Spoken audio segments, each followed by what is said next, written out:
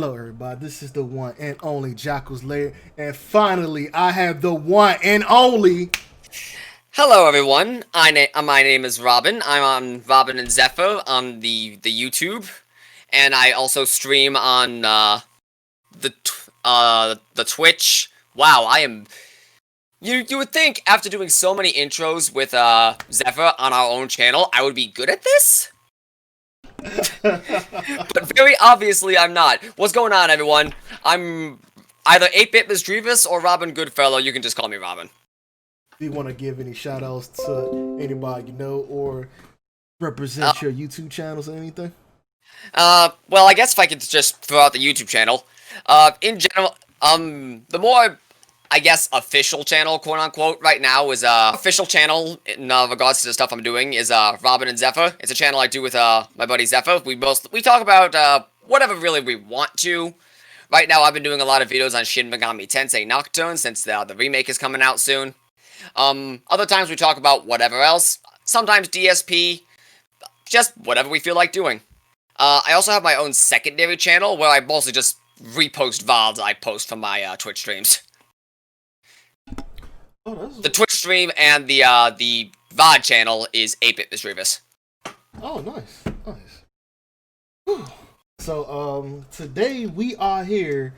It took me 2 months to beat Persona 4, and I am very ashamed that I ignored family sometimes, and only sometimes, do not call child services on me, ignored my own son while the wife was here, not while she was gone, just to think I was about to beat this game and turn around, it wasn't even the fucking killer. But wait! There's more! Oh, I know the boss you're talking about. Multiple bosses That is true. that I thought I was finally at the end.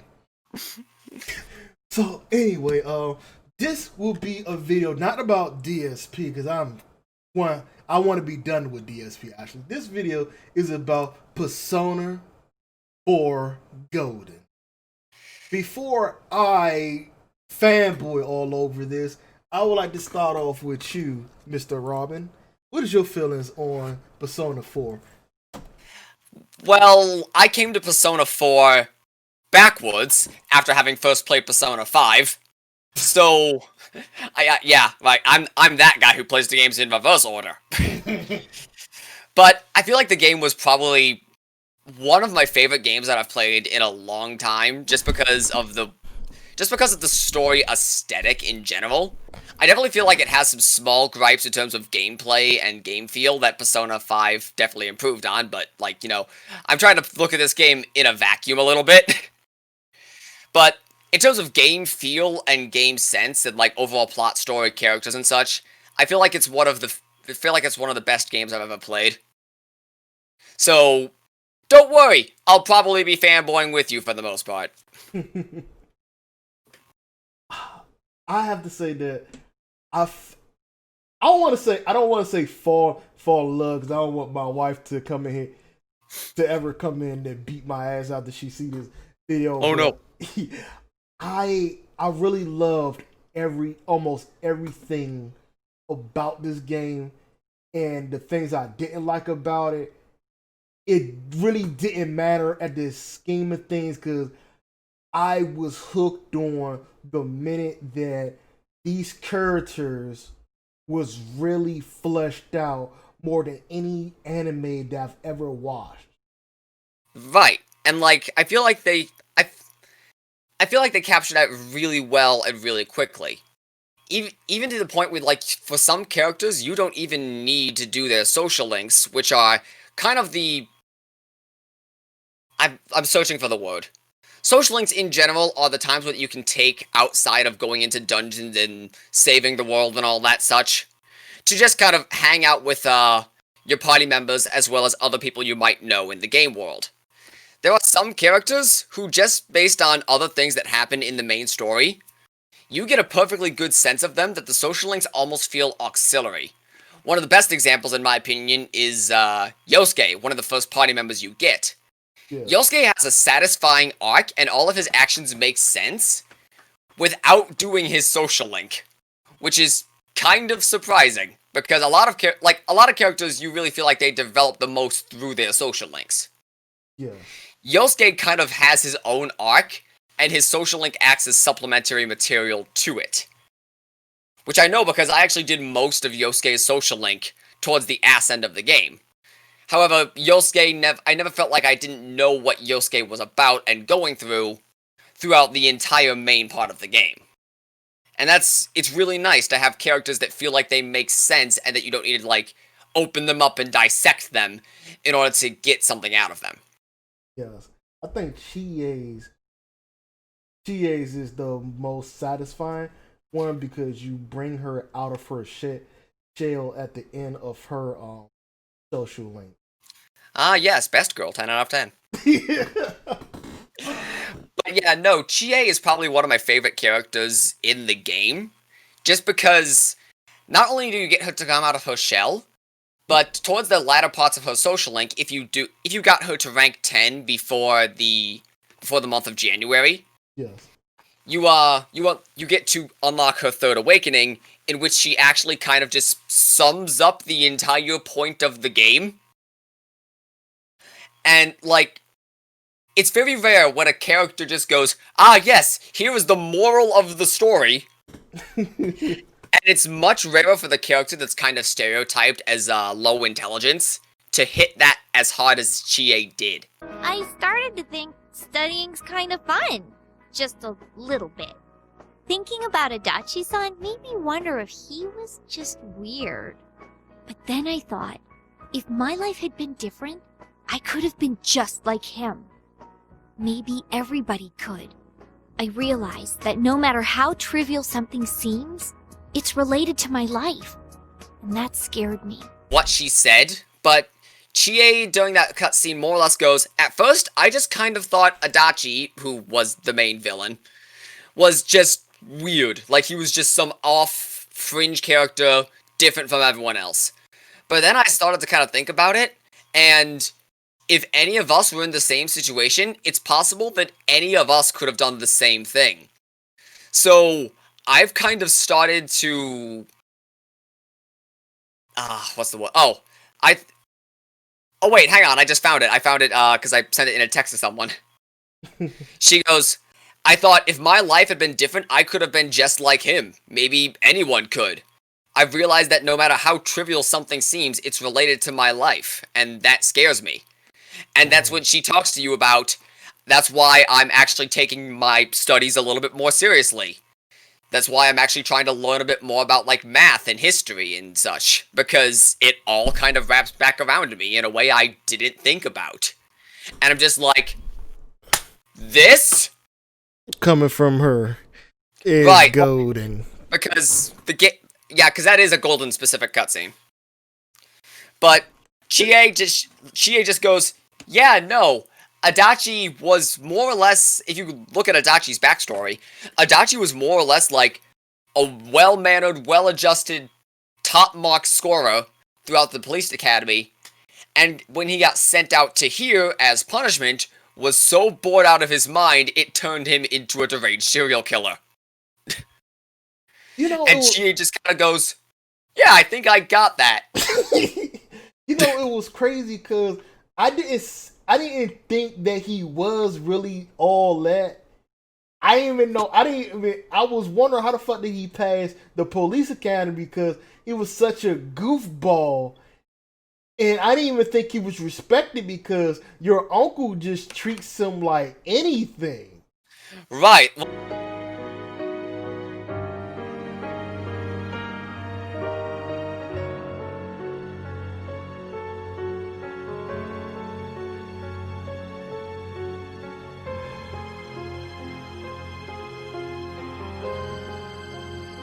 結局人間才能なんですよ。持ってる人間は何をやってもうまくいく。持ってない人間は何やってもダメ。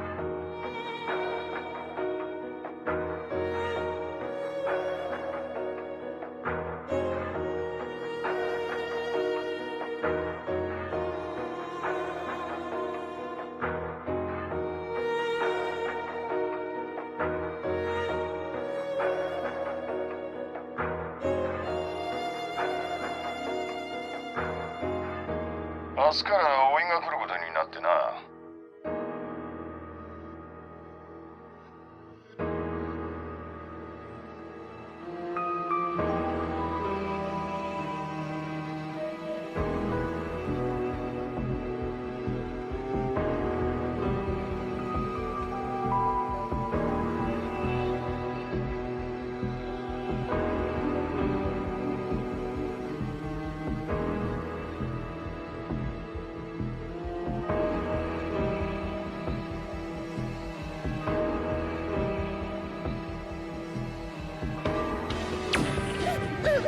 世の中クソだな。なんとなくじゃダメですか？やめろ。堂島さんも七子もきっと喜びます。俺を見るな。俺が勝手にやってるだけですから。お前が何よ。助け合うことに損とか得とかなんて関係ないです。消えちまえ。Like, I mean, it says a lot when Golden canonized the "Shut Up, Adachi" meme that was done in the "Hi, I'm Daisy" comics. But yeah, that's part of what makes Adachi work as an antagonist, because the game takes everything into account to make you think like, okay, maybe it could be him, but it doesn't throw him under the bus so completely. And then the second you realize, oh, everything I knew about him was a front, that's when it all starts to piece together. And bro, I have to say, as me being a father in real life and then being a big brother to her in a video game, and then watching from the uncle's point of view, Dachi's point of view, it's crazy that this man, if you was following the social links with him, for this man to eat with you, broke bread with you, hung out with you, and even a few times gave you hints, it was very unsettling. It was very uncomfortable to find out that he's the second. He is the second to the last boss. Right. Like they hit that so well. And especially the way they build up to it. Like you said, through Nanako and Ojima's social links, and also likewise with Adachi's. It all works and it all makes sense. Although, admittedly, that is a golden thing, because in the base game, Adachi did not have a social link. I've heard of that. I mean, I was looking at videos. I was like, dang. That's why I thought not to waste my time with them. But I didn't think they put it on Golden. By the way, Golden is the first game I played. I just seen a few videos because I was lost as fuck when I just seen Persona 4 and not Golden. Yeah. But, yeah, I hear that they added a social link for Adachi, because a lot of people, when the final question came up to who do you think the killer is, went, oh, the one important named character without a social link. So they kind of went, oh yeah, fuck, we probably should have done that. But yeah, speaking of, sorry. I was going to say, from my point of view, when I was playing the game, because I didn't do his social link. To tell you the God honest truth, I almost picked goddamn, how you pronounce his name again? Dojima? Dojima. I almost picked him. If you did not see the scene where he chased after his daughter and he had nothing to do with the TV things, that was the actual other boss, I would have thought it was him. Oh no, yeah, like, when you really think about it, Dojima fits the profile of the killer to a surprising degree.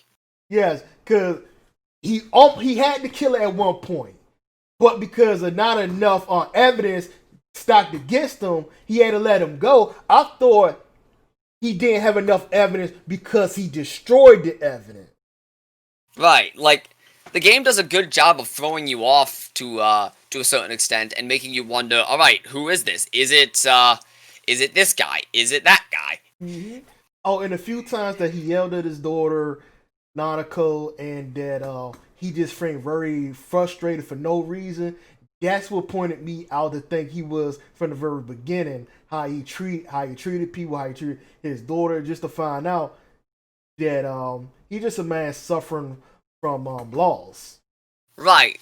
And I love Dojima and Nanako's social links. Like, I like that they are two separate social links. It's very reminiscent of that's that. I'm not gonna say that in case you ever want to play Persona 5. But yeah, no, the social links in this game are very well done and all feel extremely, I guess, believable. Like, very few of the characters don't make sense. I can name one social link in this game that I genuinely believe is poor. Who's? Sayako. The nurse.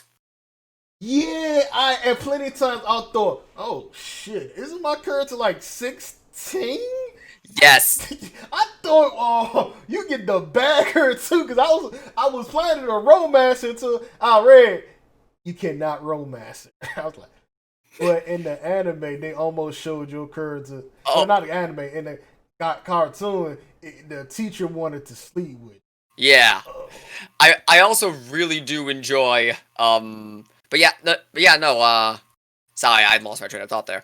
But, yeah, no, Sayako's social link out of all of them just feels really misguided. Like, it was two halves of a social link stapled together, except one half was from one and one half was from another. Like, Sayako's 1 through 4 was, I want to sleep with this 16-year-old child because I enjoy ruining teenagers' lives. Which is creepy, fucked up, however, can work for a social link. Like, watching a character transition from that to something better, that works, especially with some of the stuff that we've seen in other Persona games. However, her 5 through 9 is more or less someone from, did you finish her social? No, I didn't, and I was going to ask you what happened, because I got to like link 8, and every time I seen her, I couldn't go any further. And I think after Itachi, I ran out of time. Ran out of time, could not get her. But so yeah, with Sayako, after Sayako's rank 5, someone from her old job at another hospital shows up because the doctor, one of the doctors she was working with, was having an affair with her before she left. The doctor started having an affair with another woman, and then he got busted, and her name got dragged into the mix, so some woman comes over to where she works now to ream her out. Oh! As such, Sayako, like, this is all her rank 5 and such. As such, Sayako immediately starts overworking herself and overworking the people around her in order to compensate for the rumors that are now around her. This goes as far as on her rank 8, literally what happens is you see her talking to some doctor who goes, maybe you should, like, sit the fuck down for a minute, you're working yourself ragged. Oh, I remember that time that she had. Yeah. And, but yeah, like, after that, she just walks up to you and goes, oh, how you doing? Good. Alright, good. And you go, you feel like you understand her more because she's working herself to death. Rank 8, that didn't even make and you sense. leave. There was no way to get any points towards her social link for that. So, as, like, maybe in some of the other social links that I didn't have time for, it's the same way. But as far as I know, that's the only social link in the game where you are forced to do additional hangouts with her afterwards, because there is physically no way to possibly get her from rank 8 to rank 9 in one shot. So what you have to do? Just hang out with her again. Like, you know how if you don't get enough points with a character on a certain time, you can hang out with them again to eventually boost them up? Like, shit, like in the main street where the store is at? You can find her? No. So, like, more or less the way the social links work is when you're in the dialogues with someone, you have the opportunity, like, if you say the correct thing, you get more points. However, if you don't get enough points in that one session, you can hang out with them again on one of the days that they're available, and get a few more points towards them to eventually rank them up again. Like, you probably did the same thing with, like, the people on the street. The only difference is, with Sayako, you just have to keep going to the hospital at night. Okay. But for Sayako's rank 8, it is impossible to just do rank 8 in one day, rank 9 on another day, because you have to do additional hangouts with her. It is physically impossible to do rank 8 to rank 9 in one shot. The game literally doesn't give you a chance. Damn.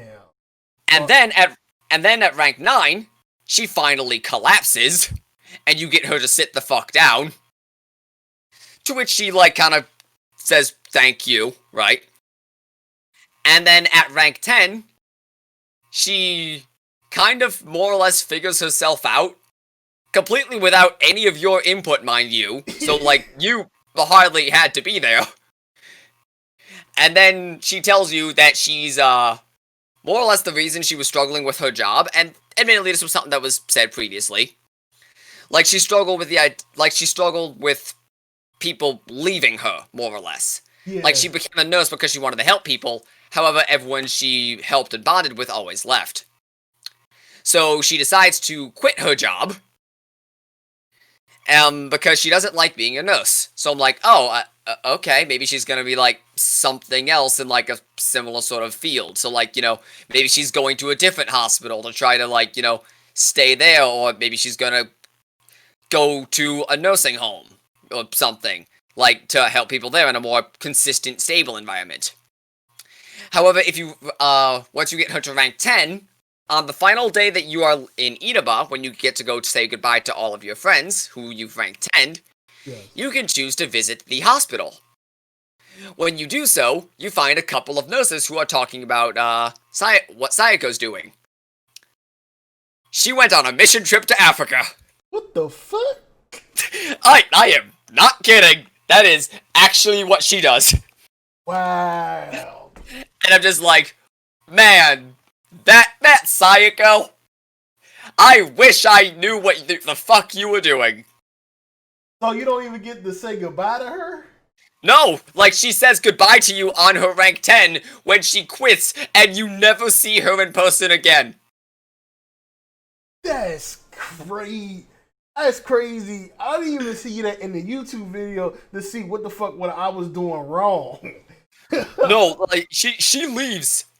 Now, and, like, okay, like, I get her leaving, but it doesn't change the feeling that her social link just feels really awkwardly paced. Yes. And I feel like they knew that, because when it came to doing this entire scene for the anime, they more or less just dropped her character entirely. Like, she more or less just hangs out with you a couple times at the bar, and you more or less helps, like, talks her through some of her problems and helps her get herself sorted out. Which not only feels better, because the main character actually helps her with her shit, but also means that we don't get to see the absolute nightmare that is her social link. It definitely is. And I felt like, because when I couldn't not reach rank 9 or 10, I felt that it was, when I could not reach rank 9 or 10, I felt that this was a huge waste of time. I could have gotten somebody else's rank to 10 instead of wasting time at that hospital. Like, I could have been tutoring that little boy and then it finished his, then wasting time with her. Right, yeah. And that, the big thing with that, like, most of the time, I would say that the game does give you enough time to do all of your social links and hang out with whoever you want to. Like, obviously you're going to have less time if you struggle picking the right choices. However, most of the time it's pretty easy to, like, figure people out and figure out what they want. The only time I've really biffed anything was with Sayako's rank 1 through 4. Because while I kept picking the right choices for the most part, I always said yes to her asserting herself on me because I'm weird. Same. Hold on. So is that what happened? I did the same thing. Not realizing that a teenage boy wouldn't choose these options where a grown man would have. Right, no, yeah, like, obviously I get it, I'm 25, and Sayako's, like, probably around the same age, so, like, I'm biased. However, it's still a bit creepy when you realize, wait, no, I'm 16. Yeah, just like when you in the gang is in the hotel room, you think you in the girls' hotel room, but you in the teachers in that fat ass girls' hotel room. And I wanted to hold on. Why don't I get to pick this stay? And to also thinking, yeah, your current is 16. He's not going. Yeah. Excuse me. All good. But, yeah, no, for the most part, the game does give you enough time to hang out with whoever you want. Given there are a couple... Given if you want to rank 10 every single character in the game, that might be a little bit difficult without the items the game gives you on New Game Plus runs, or a guide.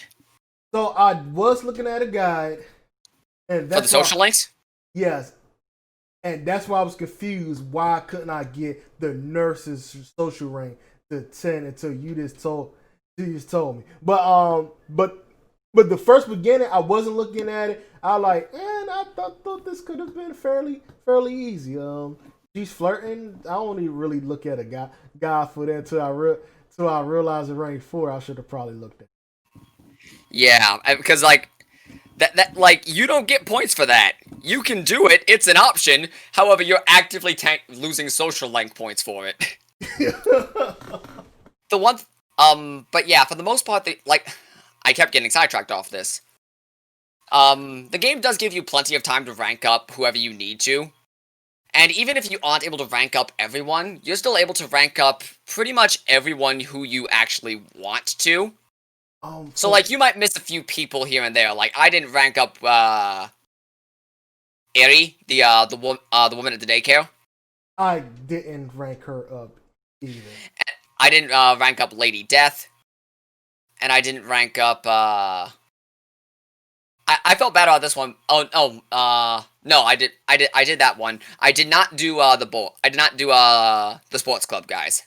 So, I've heard that you can't do the sports and the drama club at the same time. No, you can. Correct. You can pick one sports club and one drama club. Mother sucker. The social links are a bit different depending upon which club you pick too. I could have sworn they said that you would have a hard time or impossible to do both of those in one playthrough. I don't know why. I think they do say that in game, like you'll stretch yourself thin, but you can totally do it. Cause yeah, if you pick the strength social link is for either the soccer club or the soccer team or the basketball team, and you will get either Daisuke, who is the soccer player, or Ko, who is the basketball player. Oh. And that one, and then you have the culture clubs, which is either drama or band, where you either rank up with Yumi if you pick drama, or Ayane if you pick band. Oh, okay. It's band actually is the one with the little girl social. Yeah, she's the really small one who plays the tuba. Oh. She's also, like, I also hear that a lot of people didn't like her social link, but I didn't know because I picked, drama, because I like drama. I was in drama in high school, so. But, no, you also, it's the strength social link that actually unlocks the moon social link as well. Certain social links only unlock if you get to a certain point within, other social links. Like, I know the social link with the old woman only unlocks if you get certain ways into the nurse confidant. And there's social links in this game. I keep calling them confidants. That's Persona 5. But it's the same way for the moon social link. You only unlock Ai Ebihara's social link if you get to rank 4 in the sports club social link. Yeah, and it doesn't matter. Sorry. Because there's 2 social links up because she tried to hook up with him, but I'm not sure if they trying to portray him as gay or he just uninterested. I think he's meant to be uninterested. Oh, okay. I do love Daisuke though, just like, oh, would I go out with I? No. I know there's another sports member in that club that you Ko Ichijo. Yes. Can you get his social link in that one playthrough, or you gotta wait to another one? You can only get one of the boys' social links per playthrough. So if you join the basketball team, then then Ko will be the dominant character for the strength social link. Although Daisuke also appears frequently. Oh, okay. And if you pick soccer, it's the reverse. Funnily enough, though, who I originally tries to get you to ask out for her is dependent upon your strength social link.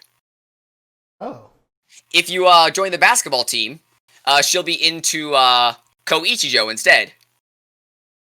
So when you ask him if he has a crush on anyone, he goes, "Do I have a crush on anyone? Okay, but you can't tell anyone. It's Chie, okay? I have a massive crush on Chie, and I'm super jealous that you get to sit next to him at homeroom." Oh! And then he runs off. So it's just like, no matter what, you get why I kind of freaks out, because she either finds out that she's losing to Chie, or just not in the slightest. I have no interest in I whatsoever. But no, that is crazy that she tried to commit suicide. Oh no, I'm not saying her decision was rational. Hey, I had plenty of chicks that wasn't interested in me. At no way point in time I got on top of a building and fuck this shit.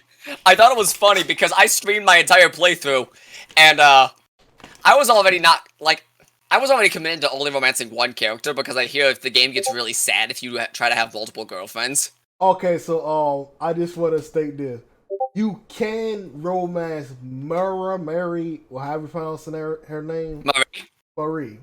Man, yes, that's crazy. I dated her and did not even realize how to pronounce her name. Anyway, Marie won't get mad if you don't spend the whole day with her. Right. After you spend your day with Chie or whoever, you chose Chie, I chose her friend Yukiko. As again, I am so sorry I can't pronounce these names. But I have to say, it's my ex-girlfriend, Corinne. I call her Karen. And she always got mad at me. You talking about, that's weird because you got an aunt named Karen and you scream. Yeah, don't say that. Yeah. But anyway, I got with the fire girl. Anyway, yeah. So after that day, Maria came and gave me chocolate. I'm like, okay, cool. I didn't have to see you all today, and you still came. That's a good girl. Right. Like, I think Marie's the only one who doesn't get like really sad if you go with someone else. But yeah, no. So I was streaming my entire playthrough, and after you talk I out of jumping off of the school rooftop, she actually asks you out, and I went, no. And someone on my stream went, what, you don't want the bully girlfriend? And I said, it's not that. I don't want the girl who just tried to kill herself. That is an emotional trap I am not going for. Yes, because she will be very clingy for a whole fucking relationship. Right, like... But in real life, you know, that would have been a very tough thing to say no to, because, like, I don't want her to leave my sight and then try to commit suicide. Right, like, the answer is no, but I'm not leaving this spot until you're coming with me. Right, it's just like, even if you want a moment, I don't know, So, the only complaint I have about the game's time is in the final dungeon. The final dungeon automatically ends with a game over on the evening of the 24th. However, you can finish the dungeon at any point before that, at which point it hard time skips you to the 24th. I messed that up completely. It hard skips you to the evening of the 24th, no matter where you were in the game. Okay. So you have the chance to lose a bunch of time. So I can make sure that I understand, because there's two bosses at the end. You're talking about, goddamn, what's his goddamn name again? Adachi? Are you talking about Adachi or the one I don't want to say right now? The person at the Okay, yeah, beginning of the no, game. I know who you're talking about. No, I'm talking specifically about Adachi. Okay. Yeah. So Adachi's dungeon start like the first. I think the earliest you can go into it is the 8th of December. Mhm. I would honestly recommend waiting until the 23rd. I don't know if the game will time you out if you go into the dungeon on the 24th. Like maybe save on the 23rd and see. But if you don't, if you do the dungeon before that point, you will lose over 2 weeks of time to do social links. And that is the only reason I was not able to get beyond rank 5 with I, even though I actually really wanted to. Like I was actually really bummed because I was enjoying I's social link and I never got to go further in it. But yeah, it's just like that's something that's like not like even if you wanted the romance I, like not off the table later. You know, like a few weeks after you tried to kill yourself. You know, that's one thing I didn't like about the game. That once you get that option for romance, if you say no right in there, that's it. I like, damn it. Even in real life, it's not like that. Jesus.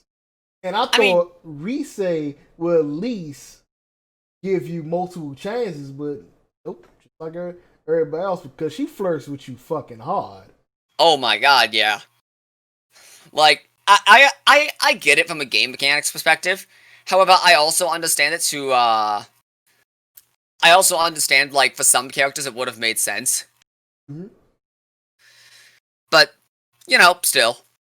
Especially the girl in drama club.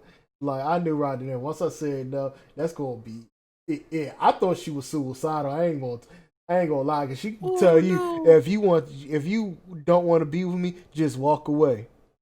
I'm kind of scared that you said it like that. Right. Right, like, oh no. No, no, no, no, no, no, no, no. Let me get to the. Give me a second, so. You know, this is my first full playthrough of a very long RPG. I don't have too many experiences with it. Anime RPGs at that. Yeah. This is my first introduction to the Persona series. Not glad it was, because Persona 4 will be an adventure that I will always cherish. From the characters to the dungeons.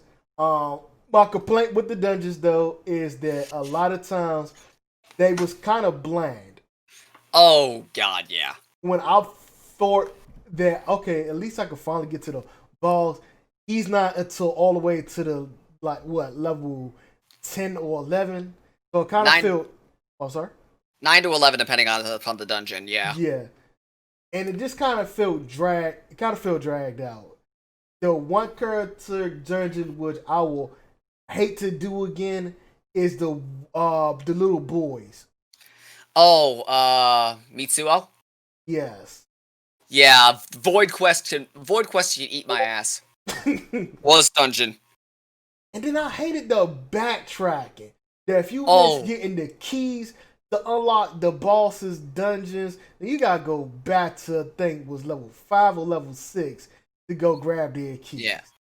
Like, only 3 dungeons do that. I believe it's Mitsuo's, Naoto's, and 1 point during Adachi's.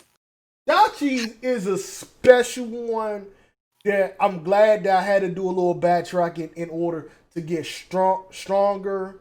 But ultimately, it was annoying because you had to go leave his dungeon to go to a different world 3, get the key or something, then backtrack and go back to his dungeon.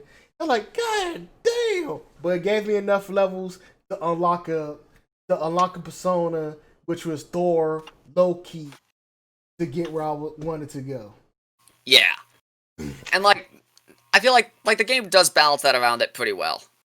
Oh, I wanted to mention this before because I actually forgot. I've heard that if you go with the if you refuse Ai's first offer to enter a relationship, the one that happens out of rank 5, Yes. there is another one that happens later. Because, like, it happens under, like, different, better circumstances. Hmm. However, that is exclusive to Ai. Okay. That makes sense. So, that is, sorry. It's something that they did do a little bit, but it was very context sensitive. Okay. I do feel like it would have also made sense to have that in Rize's, though. It is should, one... No, you go. It should have been in hers too. And actually, I wanted to bring this up. I felt that at the end of the game, you should have been able to choose a girl to come with you, because some of these girls seem like they didn't want to be there no more, especially Yukiko's. That you should have been able to. Hey, do you really want to be here? Why don't you come back home with me? I feel like some of them that would have made sense. However, others it wouldn't have. Like, I feel like Yukiko, if you finish her social link, does want to stay in the town. So I feel like for Chie or Yukiko, it wouldn't really make sense. But Rize or... Especially Chio. Yeah, Chie is... No. But for Rize or Naoto, I can kind of see what you mean. Marie would have been a perfect person because she wasn't even... Was she even human? No. If you finish all the stuff with the bosses, her side dungeon, and everything else, then Marie just kind of goes, so you killed all of the fragmented parts of me, so I guess I'm God now. And I hated that. That should have been a choice. You should have been able to cut her off, stop her, like, hey, don't go. I gotta go back home. I can't stay here. Travel with me. I feel like that would have worked if you had Marie in a relationship. Yeah, I was in a relationship with her. That's why I was wondering why couldn't I have done that with her. But going back to the second to the last boss, I really think that was really cool, because you think it's over, then the mist cloud come in, and then you gotta fight the giant eye. Oh, Amino Sagiri was a really cool boss. Like, I enjoy Amino Sagiri as a neutral evil, leaning on true neutral. Because a lot of times you see neutral evils leaning towards lawful evil or chaotic evil, because people just don't really know how to write neutral evils. But seeing Amino Sagiri as this almost true neutral character was really kind of interesting, especially once you start to see all of the other characters that tie to Amino Sagiri. You know, truthfully, from my point of view, I didn't see him as evil as the game kept referring to. They only was there to fulfill the will of the people. Yes. So I see him was more misguided than evil. Yeah, that's definitely an argument to be made for Amino Sagiri being a true neutral. Yes. But I never got the point of the whole fog thing. But I guess that always had to link back to the shadows. You can't bring the shadows to the world without the fog. The shadows, the truth, and everything and such. It's theming. Yes. Right. Yeah. Like the Game of Clue style moment. The only thing I will say, because it's fair to say it, after you say goodbye to everyone you rank 10 on your last day in town, the game will say, alright, that's everything, time to go home. Say no, and go to Junes. That's all I'm gonna say. Cool. This game had a hell of a lot of personalities. I enjoyed to the letter T here. I wish that I been able to get to the social links like you have. Yeah, like a lot of the social links are And to be fair, I had a lot of knowledge about, like, some of how the game played beforehand because I played Persona 5 before. And I feel like a lot of people probably would like that. Like, because Persona 5 was as popular as it was. You know what I mean? However, just because Persona 5 came out first and it's newer and everything, doesn't mean it's automatically better. I feel like the story of Persona 4 is definitely worth playing, and, at least to me, is genuinely better. Some of the scenes in here of the characters actually debating philosophy, like the philosophy of what they're doing and what they're thinking with each other, are actually very surprising. I'm not going to say the game is perfect. As you said, I think you made the point about the dungeons, and Yes. I will definitely agree the dungeons were rough. Like, I get it. The dungeons were randomly generated for the most part. However, it was also painfully clear when the dungeons weren't randomly generated. Because certain floor, like any floor where there was something that has to happen, like story-wise or plot-wise, Yes. you could tell, okay, this is not a randomly generated floor. And those are usually the floors with bosses or... I'll protect you all from the madness of this world. I'll take you to a place where you can be at peace. Yes, it's much more peaceful than here.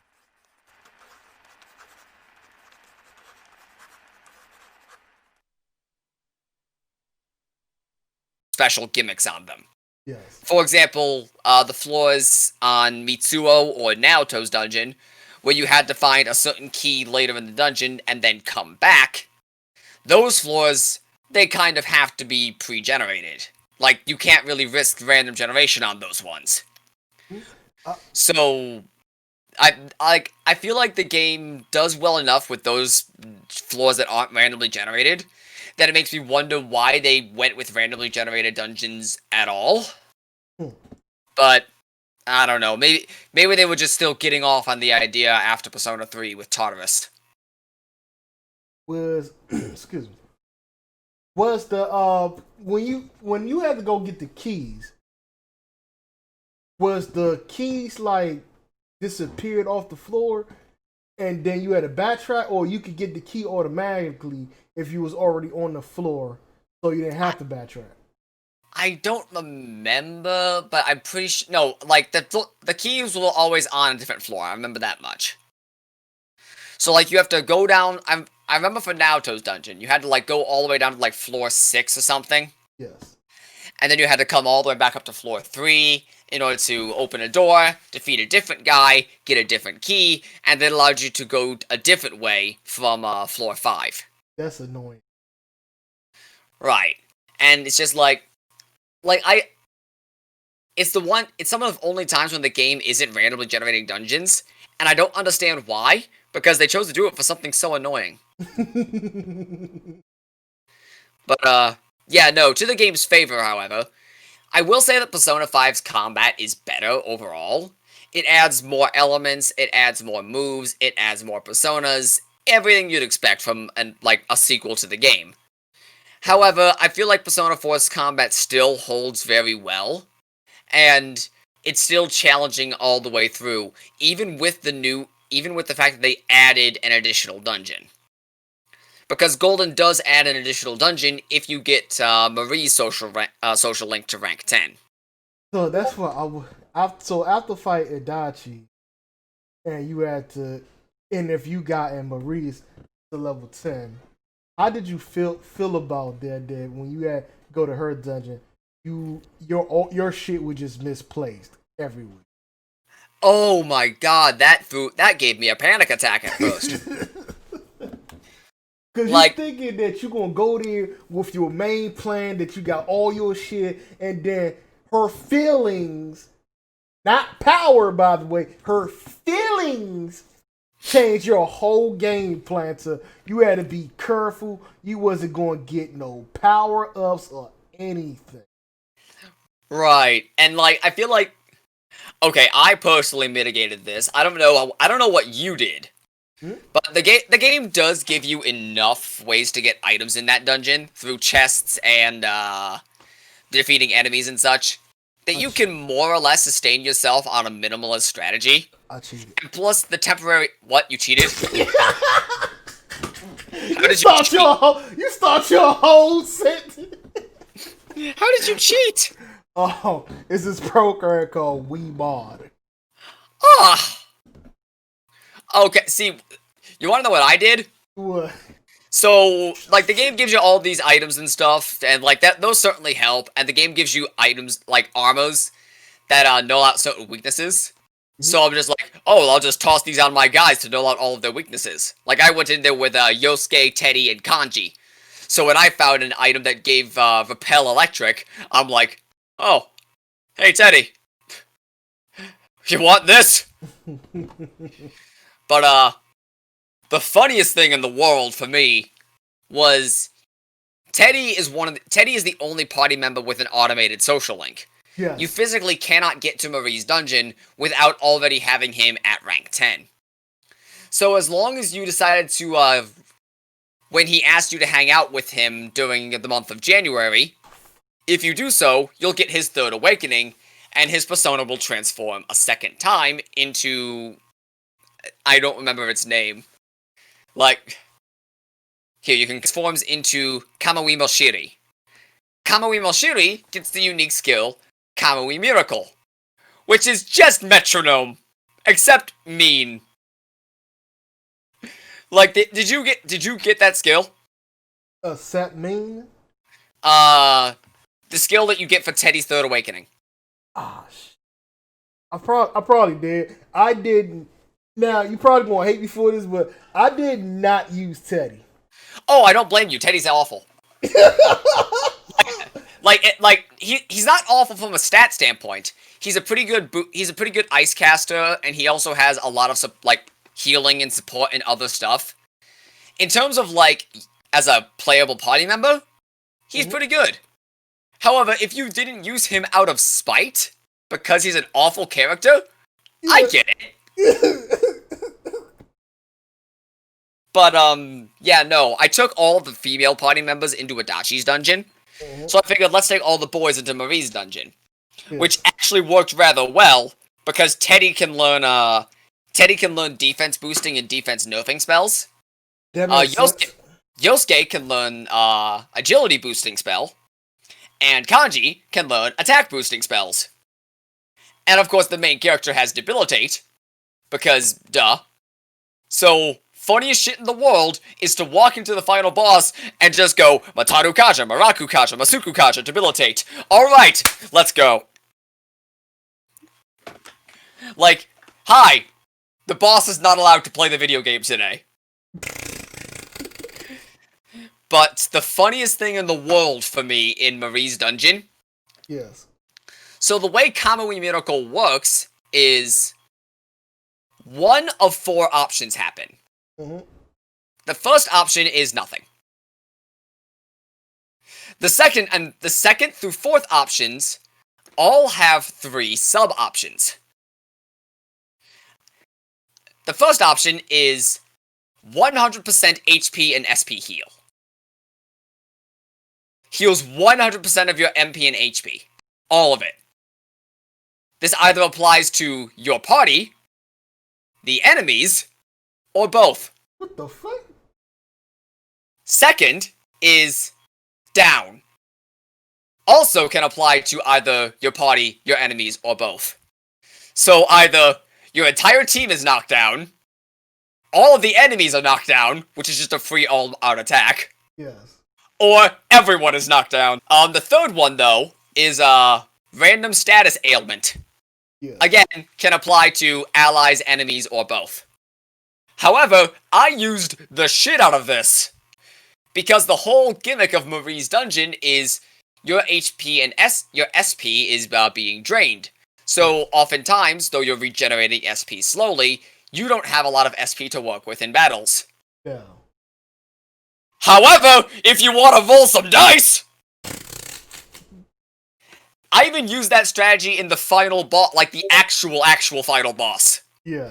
because the final boss has a second phase. So I'm like, okay.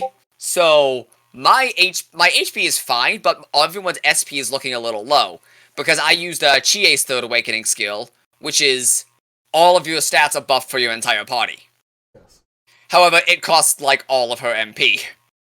So she only has a few more chances to use focus charge. So I'm like, alright, you know what I'm gonna do?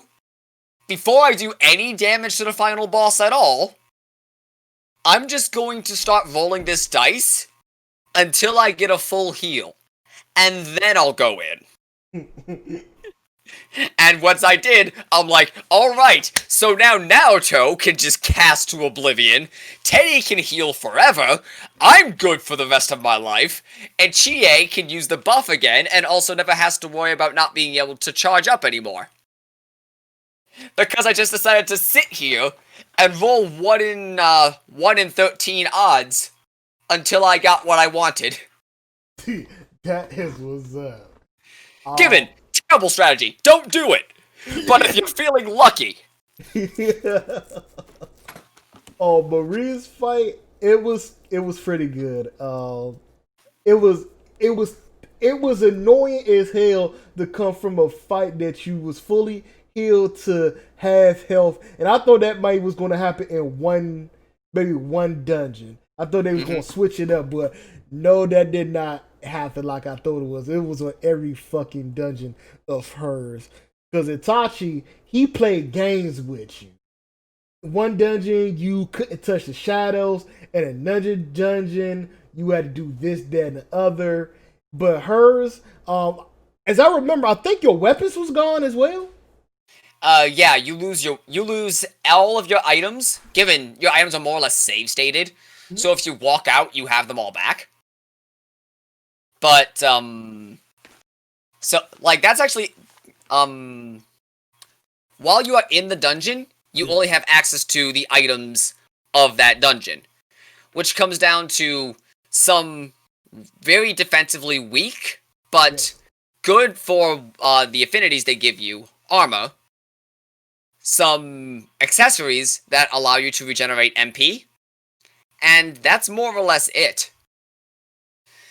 However, most of the time you're doing pretty well in terms of overall damage, so you don't really need to worry about it too much. That being said, though, bringing casters into there is a good idea. Yeah. Mostly just because the casters use a magic stat rather than the weapon. The weapon does determine physical damage somewhat, but doesn't do shit to magic. So bringing in casters to Marie's dungeon is generally a good idea. Yes. However, because of the boss of that dungeon, don't bring anyone physical. Just don't. That being said, though, as I said, and this is just a pro tip from me to whoever's watching. As I said, while you are in the dungeon, you only have access to the items that you have. And if you have too much MP after a battle, the game will artificially lower your MP. Yes. However, if you never get into a battle, then the game will never lower your MP. That being said, that's kind of hard to do because, like, you gotta go through the entire dungeon and there's some required fights, etc., etc. However, if you get to the final floor right before the boss, and just leave, heal up, and then come back, who can stop you? So, yeah, I feel like the intention was to enter that final boss with Marie, with, like, you don't have much MP, you don't have much healing items, you're at a disadvantage. I just walked out and went, alright, I'm good to go. Because of that, I thought that she was extremely weak or something, which I feel bad anyway to fight her because that was my girl. Yeah. But, she completely proved me wrong, just like my wife proved me wrong that she ain't weak. No, she will definitely kick your ass. I do feel like, and this is just my own personal theory, that she was meant to have, like, the boss fight that you fight at that point was meant to be her shadow. Because she looks extremely similar to the persona that you unlock by completing her social link. Like, if you look at the boss fight, if you look at the final form of the Marie's boss fight, and then look at the persona Kaguya, you should be able to find some similarities. Yeah, and I feel like the entire dungeon overall was really nice and a really nice change of pace. Especially when compared to, like, the final dungeon. With the final dungeon, really good, super nice. Like, aesthetically, awesome. Okay, we got there. Alright, so, when you consider that Yosuke's persona looks like this, and the fight with his shadow looks like this, you can't tell me that shit in Marie's boss fight wasn't intentional. Oh yeah. Shit. Look, just alike. Like, they didn't commit, obviously. Like, it was probably like a plot point that got dropped. But you can't tell me that that was not originally a point something there. True. What do you think about the persona shadow fight?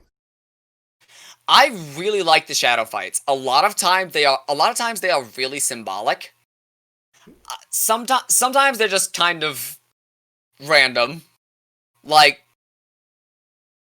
sometimes it makes sense. Like Chie Shadow really, like, Chie Shadow is all about how domineering she is over Yukiko as, like, a friend. So it makes sense that Chie Shadow is Dominatrix Banana Head. Yukiko feels trapped and forced into a future, so hers is a bird in a cage. Yeah, that did make a lot of sense. Yeah. And then we've got Naoto. I'm sure there's a reason that her shadow is a robot. I don't get it. I think it was about it because she thought that she should have been born as a man so she could be taken serious. And I think that's the robot side of her. But she's actually a good detective as a woman, and I guess that was the human side of her, and both sides were just fighting with each other. Right, yeah. And, like, that's her entire social link. So, yeah. Some people felt it was very disrespectful to add her into the game, to have her at the if you was to chose to be romantic with her, which was very tough. By the way, I did not know that you had to do two separate things in order her to be romantic with you. Which should have, and for real, I believe others should have been kind of like her too. Right. Yeah, like, I actually really enjoy the fact that, like, I just ended up as, like, I ended up blowing out with Naruto, and that's totally cool. Like, if you don't do certain things with certain people, they just don't fall for you. And, and it should be like that, because it's not easy to just get someone in real life unless you're paying for it. But excuse me, I didn't say that. It's not easy to get somebody in real life. And I'm not bisexual or gay, but I even think kanji should have been a romance option for those that into that type of stuff. I disagree with kanji, just because I feel like Kanji's entire character arc is him figuring out, like, no, I'm not gay. I just have like non-stereotypical interests. Like, that was the entire bit. Especially with how cute his stuff is with Naruto, and that's also why I was completely okay with not, like, romancing Naruto. Because, like, if you don't ship Kanji and Naruto, what's wrong with you? Oh my god, they should have, like, if your character didn't, you should have been able to, like, try to push them together. Right. Like, that's one of the things that I liked about Mass Effect 3. If you don't romance Garrus as femshep, or if you don't romance Tali as maleshep, they hook up. Nice. I would have liked to see that with Kanji and Naoto. That being said, however, there was originally a planned gay romance option. It was cut. Yeah, there's a mod for that now. It was Yosuke. What the fuck? Yeah, that which honestly makes sense when you think about it. Like, Yosuke is so, like, even the dialogue that's there for Yosuke, you just get this vibe of so far in the closet, doesn't want to admit it. That Yosuke wanted to ride the pickle train. Like, Yosuke, like, you just get so much of that from Yosuke's character.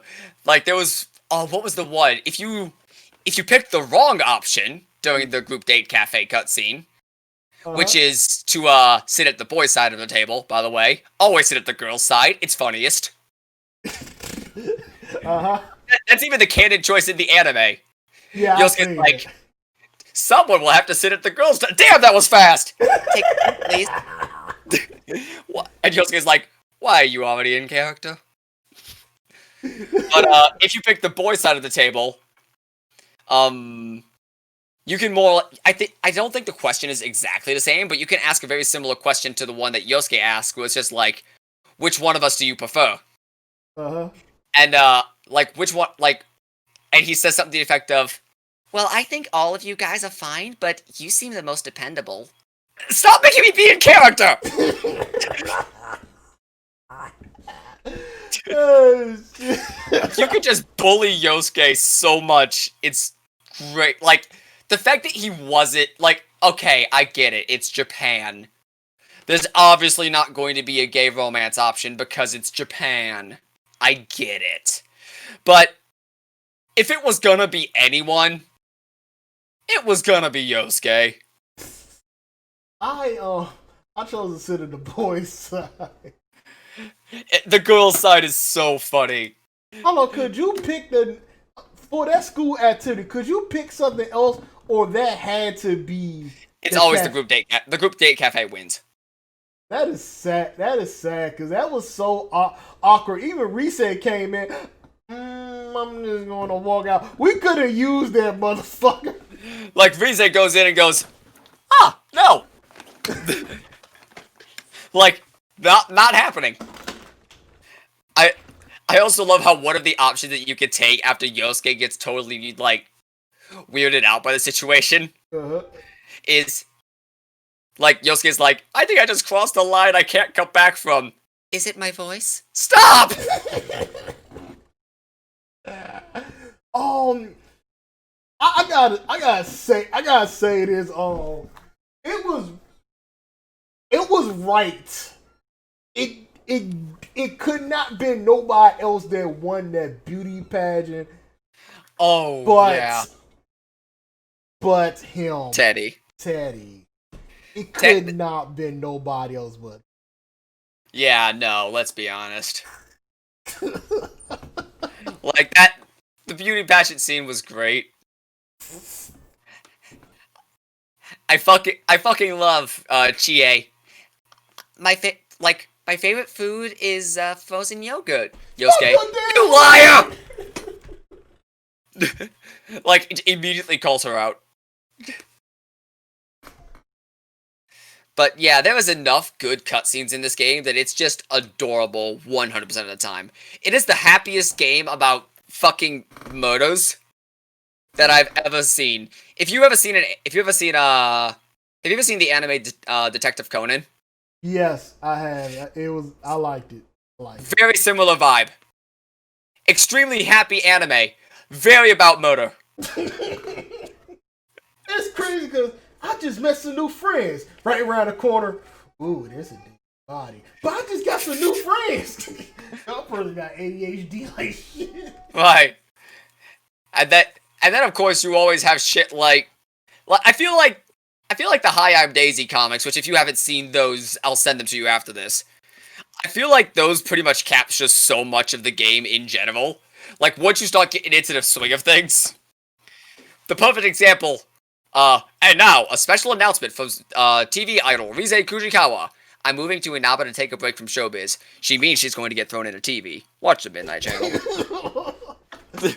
The Midnight Channel was a huge plot point, which was pretty cool. Did they do this in Persona 5, or they jumped into art? Persona 5 is completely different. Okay, cool. Like, Persona 5, you can completely remove practically everything you've learned from Persona 4. There is one character who has a moment that is similar to Persona 4. Huh?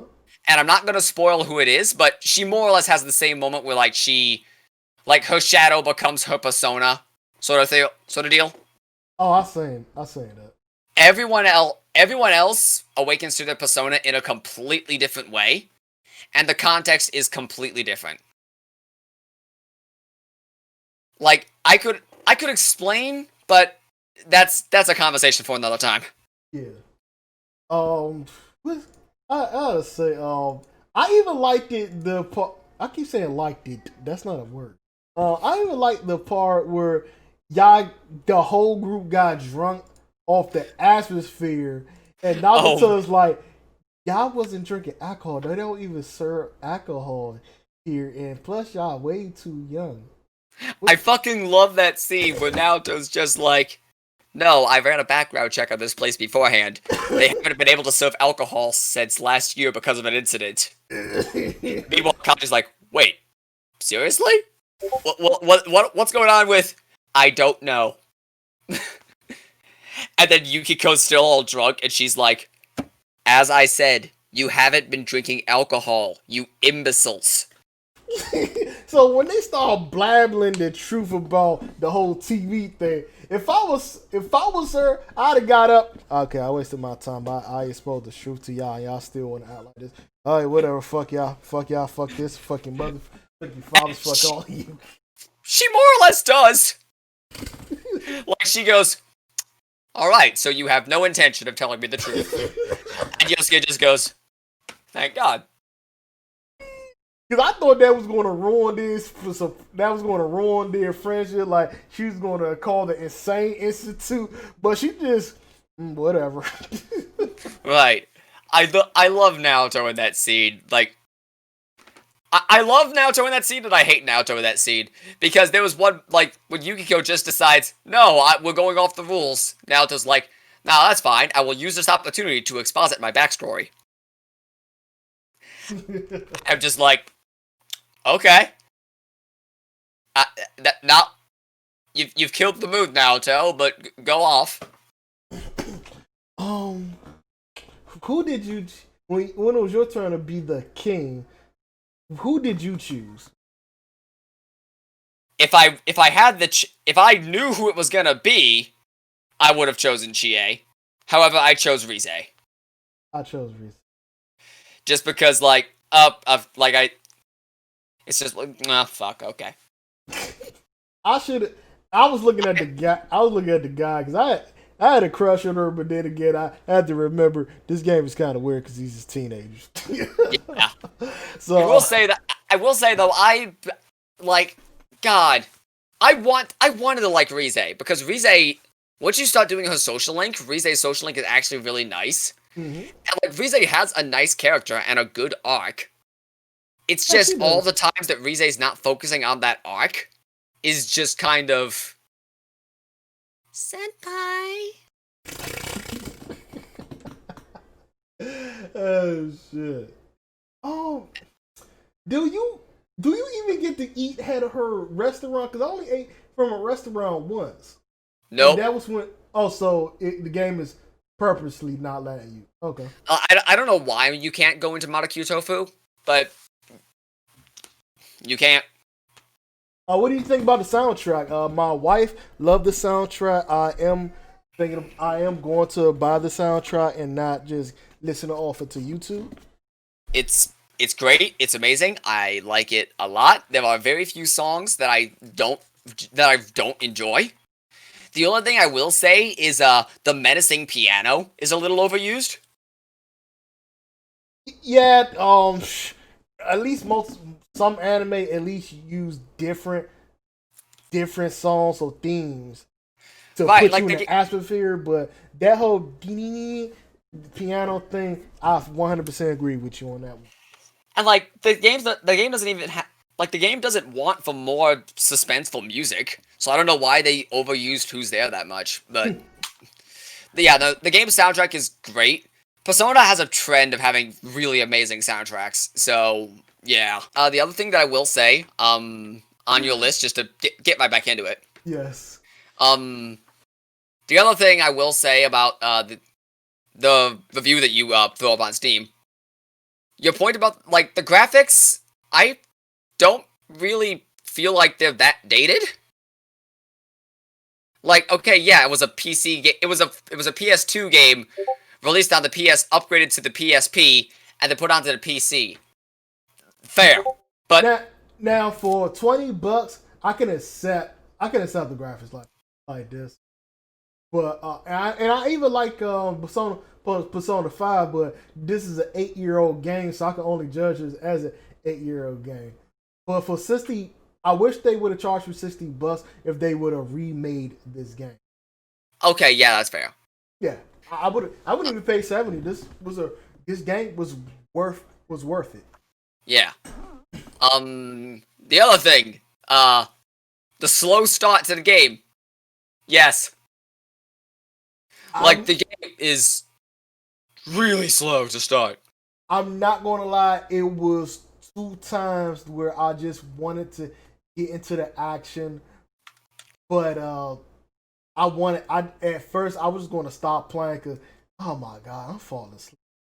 But just by doing this, but it was really good how they did it, because in real life that you wouldn't really just jump into action like this. You're going to get to know some people. You want to get to know your surroundings. Like, the pacing makes sense in terms of, like, telling a realistic story. However, it doesn't change the fact that it is a little slow. So, part of me goes, well, that's just kind of like the cross you had to bear when writing a story like this.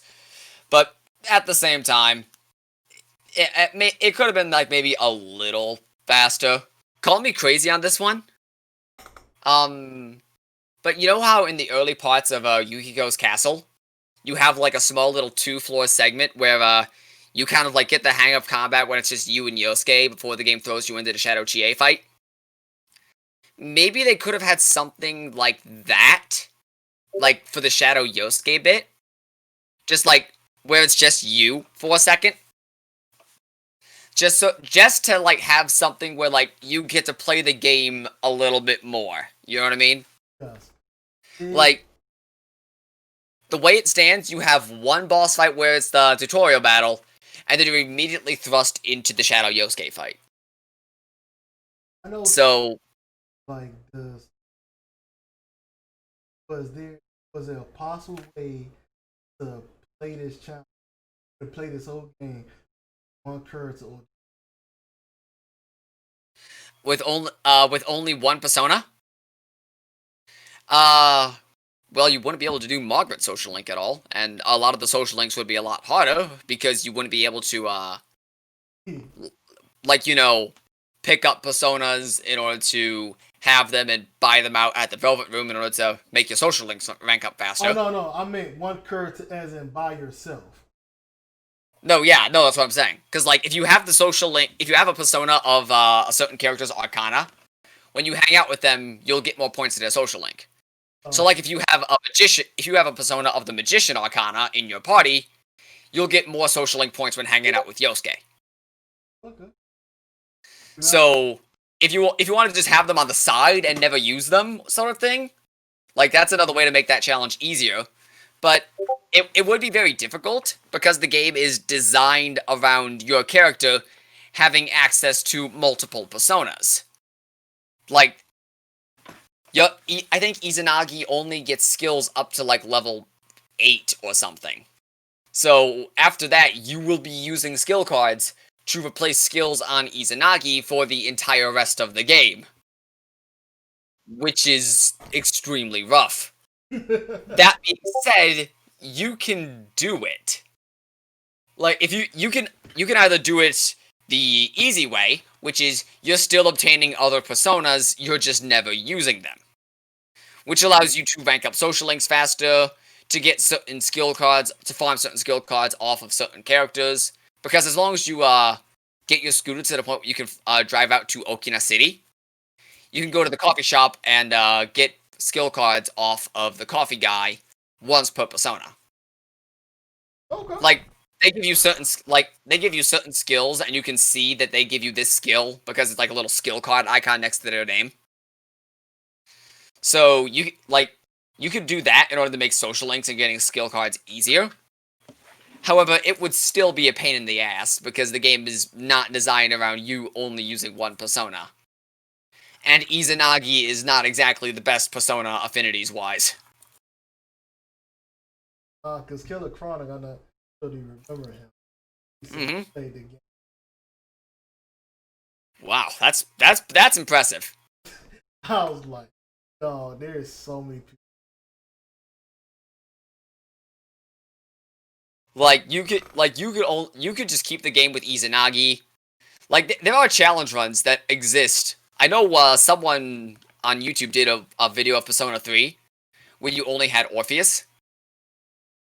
And someone else did one where it was Persona 5 with only Arsene, which is the persona that you're the main character persona in that game. So solo run challenges where you only use the persona you're given at the start are possible. It's a challenge. I think you misunderstood my other question about only you, with no party members. By yourself. That is gonna be extremely difficult. So not that you only have the starting persona. That you by yourself. You and no party members. I don't think that's possible because the game does not give you the ability to swap party members until you unlock a 5th. So that is true. You will I don't know if it's different for later things, but you would only be able to use if in Persona 4's case, you would be forced to do the entire dungeon with Yosuke, the first 2 dungeons actually, with Yosuke, Chie, and Yukiko. Unless you just want us to have them sit there and block. But who is your favorite personas? My favorite persona, that's a tough one. I used Trumpeter a lot because I had a really good build going on Trumpeter. I got a lot of use out of Siegfried because in Rize's dungeon, I had a lot of really lucky shuffle times and got those you know how if you got the magician card in shuffle time, it upgraded one of your skills. Did you never get a magician card in shuffle time? I probably have, but my memory is kind of fuzzy. I probably did. Fair enough. But yeah, I got that with because I had Matador for a little bit. Because I think I got him with Auto Tarukaja, which is really nice. So I ended up using him a lot for physical attacks. And then I got a Magician card, which upgraded his signature skill Swift Strike to, I think, Heavy Rain or something. There was a skill in between, and then it got to Myriad Arrows, I think. No, Myriad Arrows was later. It was Arrow Rain. I got 3 upgrade cards in a row, and eventually upgraded Swift Strike, which is light damage 2 to 4 times, to heavy damage 2 times. And, which is very good when Matador also learns Auto Tsukukaja. So, and Matador starts with an increase to his hit rate. So, the game plan very often was start of combat, Arrow Rain, end of combat. Or if I'm fighting something really strong, start of combat, Focus Charge, Arrow Rain, end of combat. My favorite combos was light and dark when I noticed when Rise tells you that this person is weak to light or this weak to dark, and you have mid and you have the medium, light and dark attacks. Mm-hmm. It was so easy just to fly through the dungeons at some of the dungeons like that. But I was mad that some bosses couldn't be harmed. Now I wasn't expecting a one-shot kill, but at least expected that some bosses to just have some health to be knocked out by light Yeah, and darkness. that's one thing that I definitely like that they fixed in Persona 5 and the most recent Shin Megami Tensei game. I don't know if they're gonna keep that in SMT5, but in Persona 5 they added light and dark skills that actually just do straight up damage. They keep the insta kill skills, so there's still Hama and Mudo and such. However, they also added damaging versions of the light and dark skills. That's good. And the boosters, once you get the medium, boosters God, really helped. Like, I actually looked up the odds for those. The odds for those skills vary between games. Oh dang. Persona 4, probably the highest I've ever seen them. For real, because the light one barely hits anybody. The basic skills, Hama and Mudo, yes, are 40%. The upgraded versions, Hamon and Mudun, are 60. And the booster skills give you a 50% bonus to either. Okay. So if you have a Hamon and a Hama boost, that is a 90% insta kill to anyone who is not weak to it. And if they're weak to it, the odds are doubled. So if the enemy is weak to it, you don't even need the booster; it's just dead. Which is also why Naruto is very good at clearing mobs. Nagato attacks. I always thought those was like nuclear attacks. What is that? That's Almighty. Oh, Almighty. So, like, is that a Pacific element or is that Almighty is in general kind of non-elemental damage. Oh, okay. It's just a nondescript fuck you type of damage. The Almighty attacks generally tend to be some of the strongest spells in the game. Like, if you have heavy fire damage and heavy Almighty damage, 9 times out of 10, heavy Almighty damage is going to be stronger. Okay, because I thought, because one thing about these bosses that don't, and those golden hands that don't have a specific weakness, Almighty I feel should have been the go ahead to use this. Oh no, they were. Oh, there are some golden hands that resist it, which is bullshit because Almighty's usually never resisted. Yes, and it got on my nerve that you guys spend a long time fighting these people. See, that's the nice thing about the strategy I had, because Naruto learns mind charge, which increases spell damage for the next spell attack. So I ain't gonna... And all of the enemies are weak to all of the enemies are weak, not weak to, but take neutral damage to physical attacks. So more or less the strategy, because I used Naruto and Chie a lot. The strategy: open up. I always had my persona set to be the one guy I had with Auto Tarukaja, Auto Mataru. So everyone starts with an attack boost. Main character, focus. Chie, focus. Naruto, concentrate. Healer, And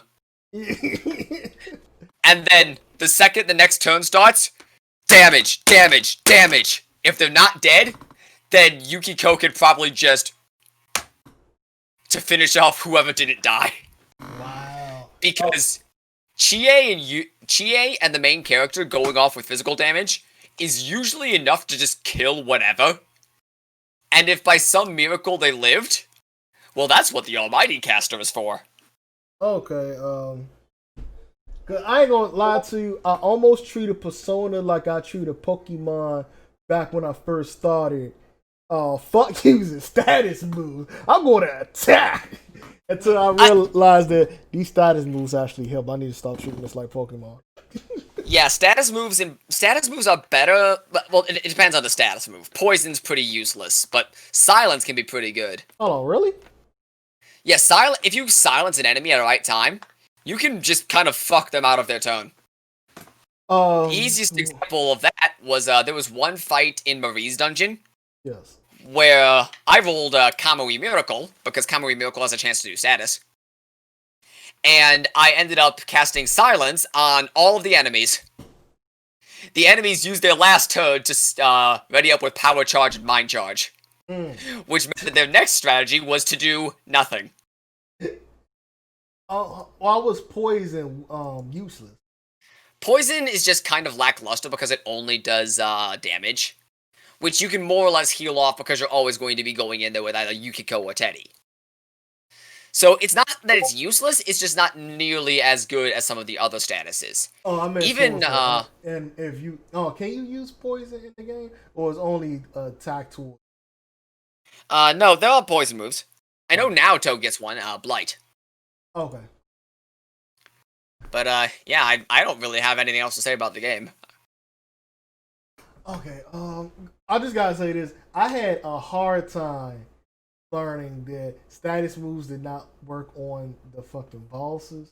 And and there is a move where if you make the enemy sphere, there's another move right under that you can instant. Yep. That combo did not always work, and I wish there was a booster for that combo because it's useful just like the light and darkness. There are. Did not see that booster for the fear then. It's just ailment boost. It increases your odds of inflicting all ailments. Damn, I should have paid. Okay, so let's get to the negatives because we've been kissing this game's ass for the longest. I mean, we more or less already hit the negatives. We kind of disagreed about the graphics a little bit, and we talked about the port, the dungeons being slower than sand.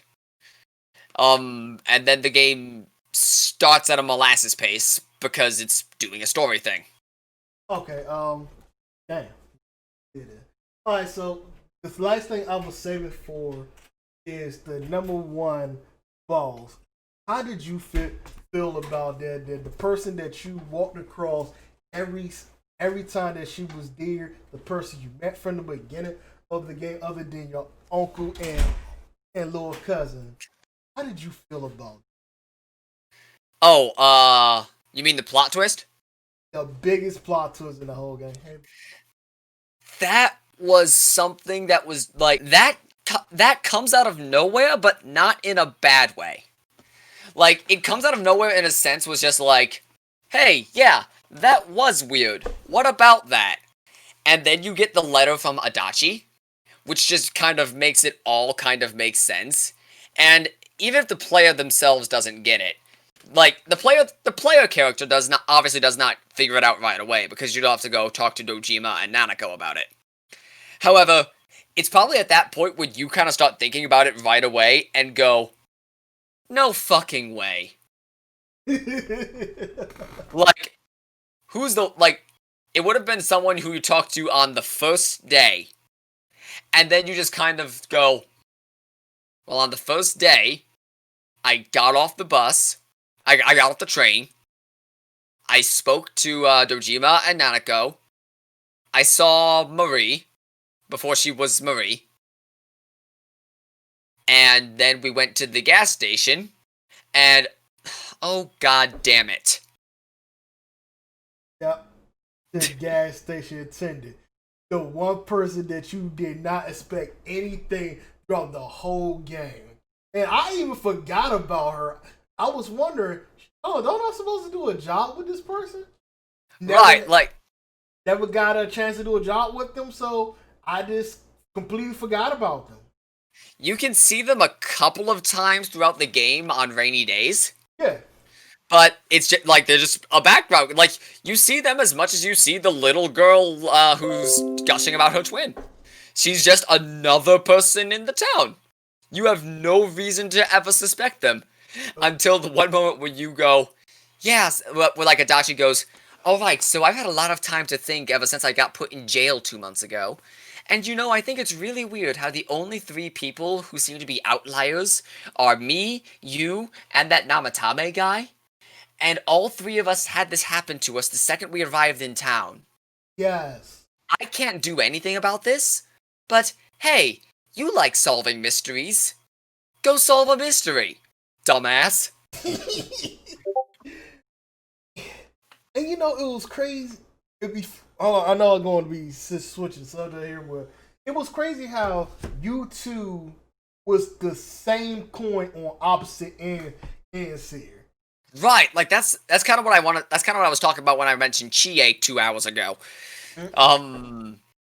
Like the main character does not have a shadow in terms of like the video game plot, like the mechanical sense. Yeah, like every single character has a shadow. Did they ever explain that? More or less the way it's explained is the final like the way you all get your personas is through the same way, so yours is kind of like forcibly unlocked. Oh, okay. Whereas everyone else beats their shadow into submission and turns it into a persona. So that's how they was able to get to the TV, right? Yes, like that's why you were able. That's why you, Namatame, and Adachi were all able to access the TV world. It's because you all had a persona forcibly unlocked. Because I never understood why everybody else was able to go through the TV without meeting the gas station attendant or shaking his hand. That was actually mentioned by Amino Sagiri. Amino Sagiri directly states that he gave the power to enter the TV to everyone with a persona, which amounts to which explains why you, Adachi, and Namatame were able to do it, because you all had personas. But what was I talking? Oh, sorry. Yeah, you does not have a shadow in the narrative, in like the mechanical sense of like how everyone else has a shadow that they beat into submission and it becomes a persona. However, the main character does have a shadow in the narrative sense, because Adachi is your shadow.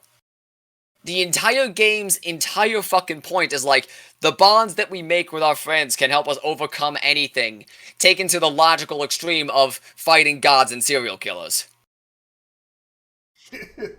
Meanwhile, that's like the whole bit of Persona. Like, not Persona, Persona 4.